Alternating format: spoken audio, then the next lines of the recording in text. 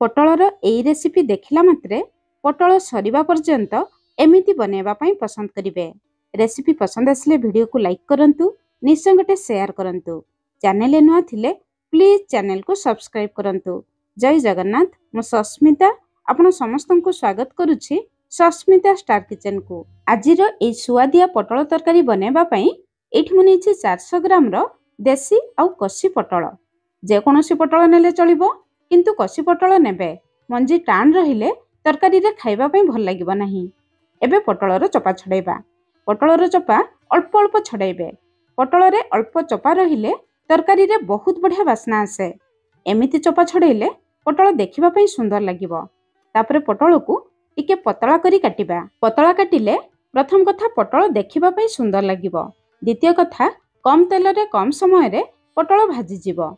दर्शक बंधु, आपण माने वीडियो केउठु देखुचंती दया करी कमेंट्स करी जणाइबे, ताहले मु आपण माननकु धन्यवाद जणाइ परिबी।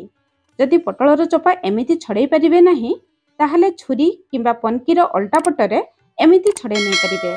जेमिति पसंद सेमिति छडै नै परिबे। एतिकी पटल सहित मु गोटे बड़ साइज रो आलू नेछि। आलू मु कम नेछि, आपण आपणक हिसाब रे अधिक भी नै परिबे।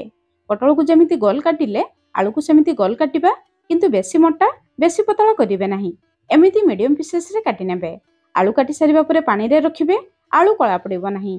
ता छडा आजिर तरकारी पई हमकु गोटे बड़ साइज रो पियाज दरकार। पियाज को हमें गोल करी काटि नेबा। आलू पटल पियाज सब गोल काटिले तरकारी रे देखिबा पई सुंदर लागिबो। पियाज काटि सारिबा परे पियाज रो रिंग गुडी को हमें अलगा कर नेबा। सब जिंस रेडी हो गला। चलंतु तरकारी बनेबा स्टार्ट करिबा। कढ़ई गरम करी 2 बड़ चामच तेल देबा। आपण चाहिले अधिक तेल देई पटल को छाणी नै परिबे, किंतु आज आमे अल्प तेल देई एई तरकारी को बनेबा। तेल गरम हो जिबा परे पटल आलू को देबा। जेहेतु आलू को आमे पतला काटिथिलु, पटल सहित मिसेई भाजी नेबा। पटल आलू को देखि स्वाद अनुसार लूण देबा। पटल आलू सिझिबा पई ता छडा भाजिबा पई टिके अधिक समय लागिबो। सेति पई प्रथमे गैस रो फ्लेम पूरा लो रखी 2 मिनिट लेखा 2 थर ता माने 4 मिनिट लो फ्लेम रे कवर करी भाजी नेबा। जहा द्वारा पटल आलू हल्का भाजी जिवो, हल्का भी सिझी जिवो। 4 मिनिट परे एठी देखंतु पटल आलू हल्का लाल कलर हे आसलाणी। एबे आमे गैस रो फ्लेम मीडियम हाई रखी पटल आलू को टिके लाल कलर हेला पर्यंत भाजी नेबा। भाजीबा समय रे पटल को हल्का प्रेस करिवे।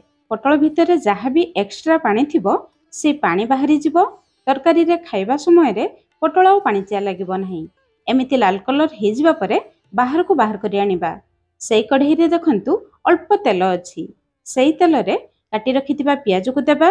गैस रो फ्लेम मीडियम हाई रखी केवल पियाज को 1 ରୁ 2 मिनिट पर्यंत हल्का भाजिबा। बेसी पोड़िबे नाही। केवल पियाज रो कंचा बासना जिबा पर्यंत आमे पियाज को भाजी नेबा। एबे चलंतु तरकारी पे मसला बनेबा।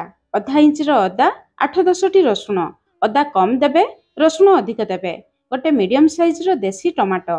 ता छडा अल्प किछि गरम मसला, 2टी गुजराती, छोट खंडे दालचीनी, 3टी लवंग। अल्प पानी देई मसला को चिकन करी बाटी आनिबा। मसला रेडी हो गला। चलंतु तरकारी बनेबा स्टार्ट करिबा। कढ़ई गरम करी 2 चामच तेल देबा। तेल गरम हो जिबा परे आधा चामच जीरा, गोटे तेजपत्र देबा। जीरा फुटी जिबा परे गोटे मीडियम साइज रो पियाज देबा। पियाज को छोट छोट करी काटिकी देबे। ग्रेवी बहलिया हेबो। गैस रो फ्लेम मीडियम रखी पियाज को हल्का लाल कलर हेला पर्यंत भाजिबा। बेसी पोड़िबे नाही।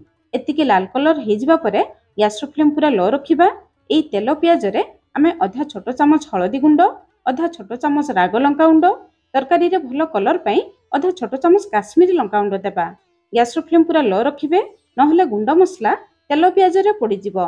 तेल पियाज भाजिबा समय रे हळदी गुंड लंका गुंड देई भाजिले हळदी रो कंचा बासना चली जाए। ता छडा तरकारी रे बहुत बढ़िया कलर आसे। किंतु ध्यान रखिबे गुंड मसला को तेल रे जमा पड़िबे नाही, नहले तरकारी रो टेस्ट पूरा खराब हो जिवो। संगे संग बाटी रखिथिबा मसला को देबा। ग्राइंडर जार धोई 4-5 चामच पानी देबा। मसला को टिके गळै नेबा। एबे ए मसला रे आधा छोट चामच जीरा गुंड, आधा छोट चामच धनिया गुंड देबा। मसला बाटिबा समय रे जदि गोटा गरम मसला बाटी नथिबे, ए मसला रे आधा छोट चामच गरम मसला गुंड भी देई परिबे। केवल मसला पई स्वाद अनुसार लूण देबा। पटल आलू भाजिबा समय रे पटल आलू पई लूण देथिले। मसला कसिबा समय रे जदि दरकार पड़िबो 2-3 चामच पानी देई मसला को कसी नेबा। ए मसला कसिबा समय रे आमे भाजी रखिथिबा आलू को देबा। आलू को सिझिबा पई टिके अधिक समय लागिबो। मसला कषिबा समय रे देले गोटे समय रे दुईटी काम हेबो। मसला भी कषिजिबो, आलू भी सिझिजिबो। एबे गैस रो फ्लेम लो मीडियम रखी कभर करी मसला को कषि नेबा। मसला कषिबा भितरे सेपटे चलंतु आउ गोटे मसला बनेबा। 2 छोट चामच चीना बादाम को प्रथमे सुखिला कढ़ाई रे भाजी नेबा, तापरे चोपा छडेई ग्राइंडर जार रे देबा। 400 ग्राम पटोल पई केवल 2 छोट चामच चीना बादाम देबे।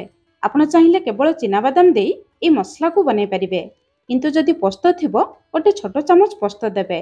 पोस्त देबा टोटाली ऑप्शनल अछि।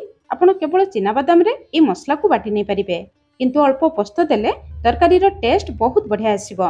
प्रथमे सुखिला बाटी नेबे, तापरे अल्प पानी देई मसला को चिकन करी बाटी नेबे। मसला रेडी ही गला। एपटे चलंतु मसला को चेक करिबा। मसला ऊपर को तेल आसी जिबा पर्यंत मसला को भलो भाबरे कषि नेबे। एबे हमें आलू को चेक करिबा। आलू देखंतु 50 टू 60% सिझी आसलानी। मसला को जते भलो भाबरे कषिबे तरकारी रो टेस्ट सेते बढ़िबो। एई मसला भलो भाबरे कषि जिबा परे आमे बाटी रखिथिबा चीना बादाम रो मसला को देबा। ग्राइंडर जार धोई 2-3 चमच पानी देबा। जेहेतु मसला रे चीना बादाम देइछु, एई मसला कषिबा समय रे कढ़ेई तळे लागि जिवो। सेति मसला कषिबा समय रे लगातार घांटिबे। जदि दरकार पड़िबो मसला को कभर करी मसला रु तेल बाहरिबा पर्यंत भलो भाबरे कषि नेबा। एबे देखंतु मसला ऊपर को तेल बाहरी आसलानी। मसला भलो भाबरे कषि गलानी। सेई भितरे देखंतु आलू हमर भलो भाबरे सिझी गलानी। जेहेतु आलू को हमें पतला काटी थिले आलू को सिझिबा पई बेसी समय लागिबो नाही। तापरे भाजी रखिथिबा पटोल को देबा। पटोल आलू को मसला सहित भलो भाबरे कषि नेबा। जते भलो भाबरे कषिबे मसला रो फ्लेवर पटोल आलू भितर को आसी जिवो। एमिति मसला पूरा लटपट हेबा पर्यंत भलो भाबरे कषि नेबे। आपण झोल न बनै एमिति ए पटोल आलू कषा को भी खाई परिबे। पटोल आलू भलो भाबरे कषि जिबा परे भाजी रखिथिबा पियाज को देबा। पियाज को प्रथम रु देबे नाही। पियाज बेसी सिझी जिवो, तरकारी रे खाइबा पई भल लागिबो नाही। पियाज देई गोटे मिनिट पर्यंत कषि नेबा। तापरे तरकारी रे झोल पई अल्प गरम पानी देबा। एई तरकारी को आमे बेसी झोल करिबा नाही, टिके लटपटिया रखिबा। सेति पई अल्प पानी देबे। पानी दे सारिबा परे गैस रो फ्लेम हाई रखिबा। पानी बहुत जल्दी फुटी जिवो। पानी थरे फुटी आसिले गैस रो फ्लेम मीडियम रखी केवल 4 रु 5 मिनिट पर्यंत कभर करिबा। 5 मिनिट परे एठी हम तरकारी रो फाइनल लुक देखंतु। तरकारी केते डेलिशियस देखा जाउछि। शेषरे बेस किछि धनिया पत्र देबा। एबे हम रेडी ही गला नुआ शैली रे पियाज दिया पटोल आलू तरकारी।